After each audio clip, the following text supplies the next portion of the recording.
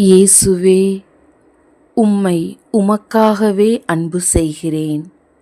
ஏனென்றால் சிலுவை மரத்தில் உம் அன்பால் என்னை அணைத்துக் கொண்டீர்.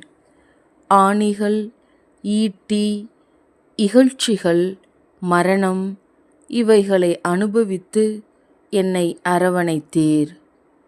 நான் உமக்கு எதிராயிருப்பேன் என்று தெரிந்தும் எனக்காக இவ்வளவும் ஏற்றுக்கொண்டீர்.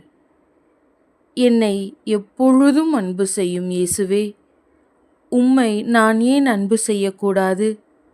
நீர் மோட்சம் கொடுப்பீர் என்றல்ல நான் அன்பு செய்வது, அல்லது எரிநரகத்தில் தள்ளிவிடுவீர் என்பதற்காகவும் அல்ல.